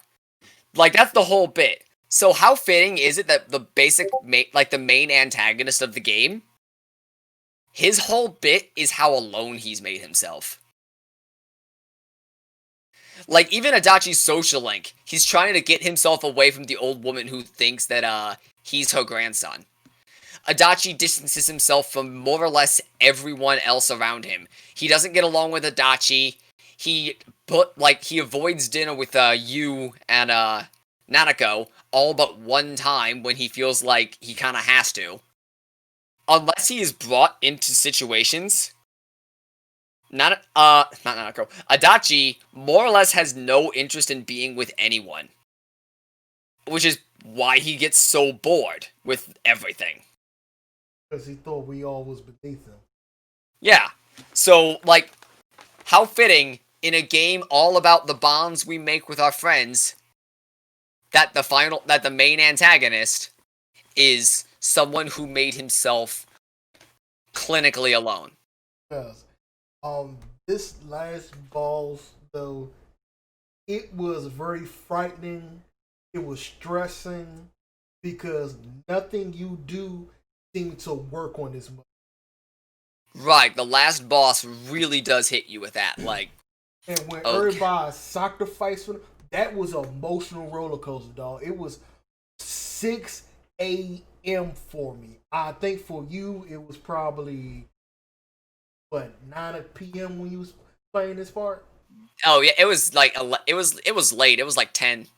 10. Okay, I was off for 1 hour because I'm already beating Itachi. That's like Itachi, Adachi. I already beat Itachi. Then do the Mura, and I was ready to pack up until I realized this ain't over. This ain't motherfucking over. I had to fight these girls, so I'm already sleep deprived. I know I should wake my son up, but I wasn't done. This mother sucker People sacrifice their life for you, push you out of the way. You even finally get killed like, no, Jesus, no. Until it wasn't over. It still wasn't over.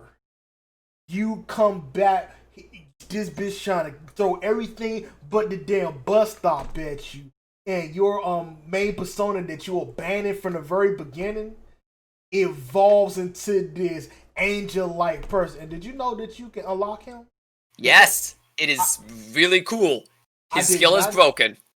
I did not know that, and when I do my second playthrough, even though I'm doing an evil playthrough, I'm getting him. Not a bad idea. Also, if you speaking of evil playthroughs, if you do the if you beat the guy, either if you do the accomplice ending and do a new game plus after that, or if you maxed out, if you got Adachi to rank 6 before the deadline, and then his social link advances automatically from there. When you get the letter, he'll hit rank 10, and you want to know what persona you unlock for completing that social link? Your evil, Magatsu Izanagi. And he's really good. For real? Like, yeah, I actually use Magatsu Izanagi a lot in the final boss. Because I got that boy with no physical and focus charge. And I think he also had Mazio-Dine and Magaru-Dine. So it was just like, yes, here's my wall. It's the same thing that Adachi used. Okay, got it. Like, you dead-ass steal Adachi's persona from him.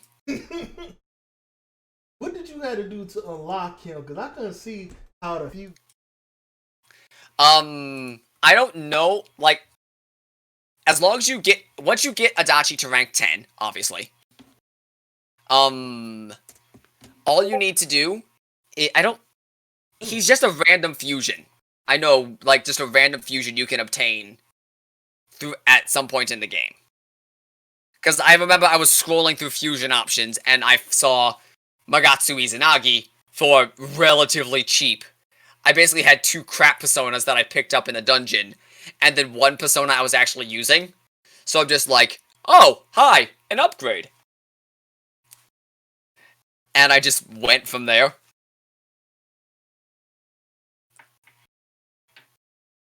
That is good. But yeah, no, you unlock him by either doing the accomplice ending or rank 10ing Adachi. Well, I guess there's one more thing before we go here. I guess 2 things. I just said how I felt about it. What is your thoughts when everybody was dying, sacrificing themselves, and then you had this awesome comeback? That was really neat, and I was really into it. Like, it was a bit of a, oh, what's happening right now? Am I on a time limit? Because I didn't know, wasn't sure, because, like, Naoto, Chie, then Teddy went, and I'm just like, panic. Because if you like, are we doing a thing? Is this a bit? Or do I need to, like, rush? Because there was also the point during the Namatame fight where he used the brainwash move that brainwashes X amount of your party members. Oh my god, that pissed me off. Yeah, how many did he take from you? Every one of them. Oh yeah, he did that for me too. At which point I just went, give him a collar. Because I was using Naoto, Chie, and Teddy, I think. Mm-hmm. I'm just like, so this forces Naoto to do things that, like, this forces Naoto to use casting moves, and I do have Makarakan items. And Teddy's a healer and can't do shit. Although, on the topic of can't do shit, Chie, upon seeing me pull out a persona with Reflect Physical, just passed her turns. What? Like, the game literally looks at Chie, because I removed, at that point I had converted Chie into a full physical, caster. So Chie literally didn't even have ice moves at that point. So, Chie saw me pull out a persona with Reflect Physical, and went, well, there's nothing I can do. Oh shit. Like, the game literally just kind of looks at the situation and goes, "Yeah, I pass. What do you want me to do?" The game's not going to throw a character that would just kill themselves into a situation where they kill themselves. Which, I mean, all to consider, that would probably actually been a good idea. But the game literally just goes, "Yeah, I've got nothing." But yeah, no, that whole bit with everyone sacrificing themselves, I'm like, are we doing a bit? Am I on a time limit? What's going on here? And then you come back and just drop the big skill. Bro, that was a masterpiece. I believe they should have had like some violins, some pianos. That final track though, god damn. Like, the fucking leitmotif coming in with like the fucking triumphant brass and strings and shit, and I'm just like, yes. And I love the part. I want to make sure that I'll probably use your clip for this. I love the part where he just like said, fuck it, throws his glasses. I think, did his shirt ever come off or unbuttoned? No. Okay, cool. I don't know if his shirt unbuttoned, but like, just like throws off the glasses. Myriad truths. But yeah, I straight up fucking had a moment where, it was the first time I got to the second phase, and I'm sitting there thinking, do I want to use Chie's, Third Awakening skill again? Because buffing everyone to full would be nice, and definitely useful. But is this something I want to go for? That's a big MP commitment. And then the fucking trumpets kicked in with the main theme of, reprising Reach Out to the Truth. And I'm like, yes, I'm absolutely going for this now. I don't think I was going for it 5 seconds ago, but then the music kicked in, and now I'm going for it. So the last thing here is the final ending. Did you think that? Did you finally take a like a big exhale? Did you thought that there was something else was going to pop up, or you knew right then this was finally going to be the end of the game? I feel like I felt like it was the end of the game, just because, like, at this point there was physically nothing else that could be done without hard dragging on the game. I think I knew it though. Once you come back to Inaba, and the date counter doesn't show back up, and I'm like, okay, we're done now. That's good, man. I'm glad that the guy that was in the van, I'm glad that he was able to get out of jail because unquated evidence. Yeah. I'm glad that he was running for mayor, that he actually learned his lesson. But then he learned his lesson in the hospital. Yeah. And you want a cute thing? Yeah. That one fighting game with all the Persona 4 characters and everything. Yeah. That actually serves as a canon follow-up to Persona 4. And in that one, Namatame is actually the mayor.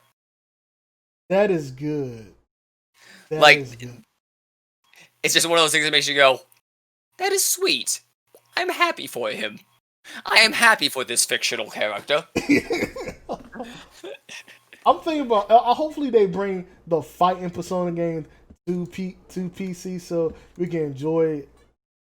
I think Ultimax is on PC. Not yet, unless you're talking about the emulator. Well, no, I will obviously not talk about the emulator, but I thought it was. I'm gonna be real sure. What the fuck am I doing opening up Steam? I don't have Steam open, but I have Steam up right here. Persona 4. Oh, okay, I guess not. Yeah, Persona 4 is the first one that's actually on PC that's not emulated. And I want to give a shout out. Thank you, Atlas. For those that's going to get Persona, please get Persona. Do not get on emulator. Support this company so they can continue to see the numbers go up, so we can finally get more Persona games or more Atlas games to PC. It makes no sense why we can't get more games on PC when we are supporting the fucking company when you do support us. I agree for the most part. Like I agree that we should. I agree. Definitely buy Atlas games. They're all very good. Like Persona 5, very good game. Persona 5 Royal, good add-on. Although I feel like they kind of butchered the gameplay a little bit. That's me though. Game's still good. Game is still good. About that private because I would love to know why. But SMT3 is getting a remake. Mm-hmm. Hard recommend you buy that. I gotta have a Wii. And then it's coming out on PS4 and Switch as well. Yeah, I only have a PC. I don't have a console. Ah, okay. So yeah, that might come out on the PC. I don't know. You can still emulate the original Nocturne anyway, which is a perfectly fine way to play the game. Yeah. That's how I played it. And then SMT5 is coming out soon. So, like, definitely buy this game to show Atlas, like... I mean, Atlas has already come on record saying, yeah, we didn't think this was going to sell as well as it did. And everyone went, you didn't? Because these companies don't look at PC as a portable market like Sony and Microsoft. That being said, though, if you're gonna go out and buy stuff like Persona 5 and such and other things, don't buy the DLC. It's a scam. Atlas DLCs have a track record of being terribly priced. Oh damn! Like they are way too expensive. Hard, don't recommend. The games, fantastic, love them, buy them. The DLCs, can't recommend it. We say DLC, you mean like Golden and Royal? No, like those are remakes of the games, and usually I can recommend buying those. I think Royal adds enough in terms of like additional story content and gameplay features and such. Yes. That I can still recommend buying Royal.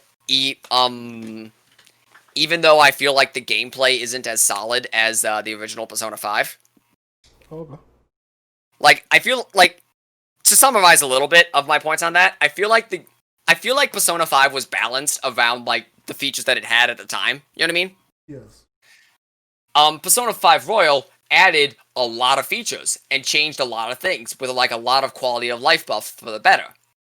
Like, it's just a lot of stuff that feels better. However, it's also a buff. So, ideally, you would imagine they would change the game around that to, like, you know, kind of accommodate. Yeah. They did not. So, the game ends up being significantly easier just because now your characters are significantly more powerful. Golden did not do that, mind you. I feel like Golden is very well balanced. However, Golden also added less, I feel. Yeah, no, I would say Golden added less than 5 did, than Royal did. Oh, okay. Cool. But yeah, no, I'm talking about like you download them from the PS4 store DLCs. Like, there's one that's literally just a costume for most of your party, except for the one new character that they added. For some reason, all of her costumes were sold separately. Damn. So how much was they charging? I think it was $6 or $7 for costumes.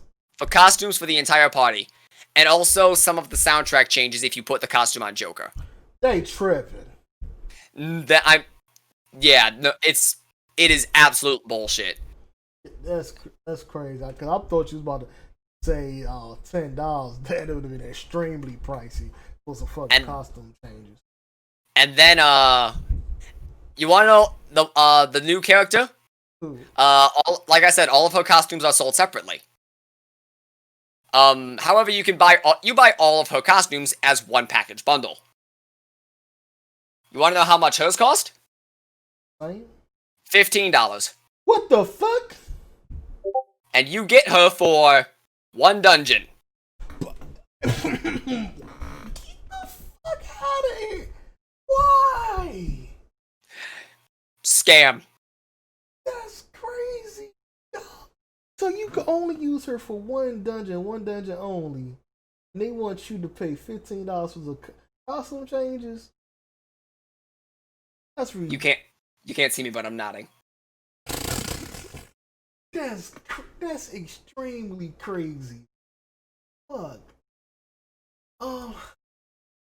So, yeah, now you see what I mean by buy Atlas games, don't buy Atlas DLCs. What did you think about when you came back to town and they threw this party for you and realized that Kanji was not actually Kanji went straight. Kanji's a good boy now. He dyed his hair black to conform to society. that. I didn't think he dyed his hair. I don't think he was naturally blonde. No, like that's actually like I forget where that was stated, but I remember that being stated, and like that's generally like a thing, because blonde hair is seen as like rebellious in Japan. What the fuck? Japan is weird, but like that's why a lot of times people will like kids will dye their hair black because it's seen as like a more neutral color. It's conforming. So Kanji goes from this get bent rebel. And then you come back a few months later, and he's a good boy now. I'm just like, the character development. My boy.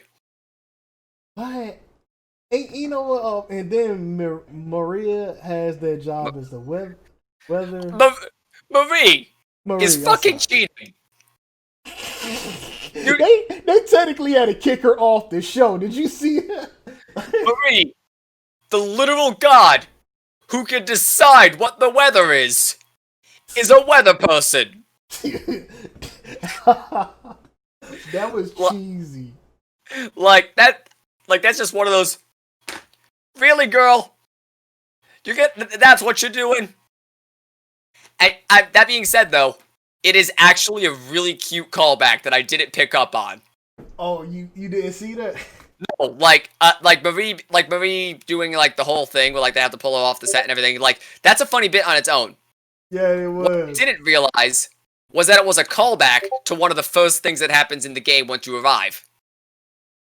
When you're first watching the TV on the weather report, Nanako asks, "Does that lady decide the weather?" And Dojima's like, "Not really decide." Oh my god! Yeah, I remember that. Yeah, you're right. You're right. Like, I just picked up on that now. You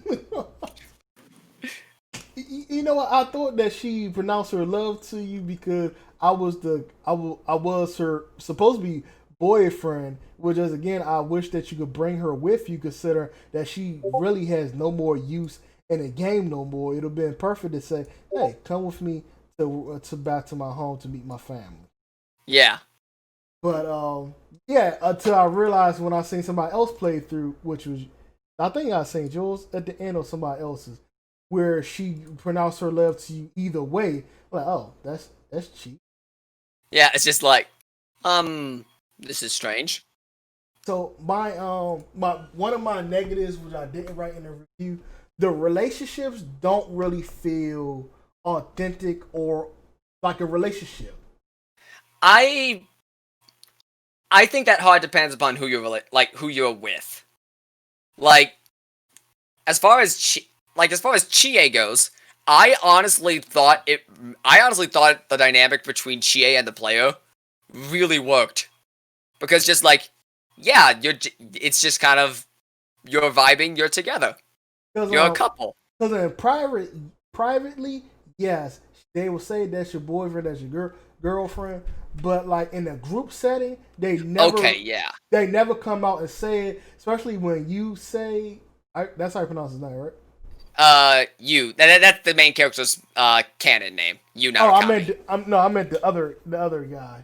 Yosuke, yeah. When Yosuke. I'm sorry. When Yusuke is a completely different character in Persona 5. Yeah. Oh, damn. When he try to hit on your girl or any other girls, there's never no, hey, stop, I'm with you or anything. They just continue to play along. It's like, well, I'm sorry, what you about to say? No, yeah, like I agree, and part of me, like the programmer side of me, goes, okay, that would be a nightmare. However, they also do that to some extent. Like the fireworks festival, all the characters have different lines depending upon who you like. Like the scene is just very different in a slight way, depending upon who you took to the fireworks festival. You okay, know, I seen present. that. Yeah, I seen that part, like each character. But at the part where you and where the guys had to pick the girls, Yeah. and Teddy picked all of them, it should have stopped right there. At least had the voice line, "Y'all do what y'all want. I'm gonna go with so and so that I'm in a relationship with." Right. It's just like, okay, yeah, I get this is played for a bit, but like, I get what you're saying. Yeah, but the next day that you take whatever girl you took, I mean that was cool to at least show that y'all relationship. Yeah. But you don't even get to take Maria out. Yeah. I didn't know if that was like an option or not, but like, Nope. ow. I do enjoy what was the one? If you romance multiple girls on New Year's Day when you go to the shrine with one of them. Yes.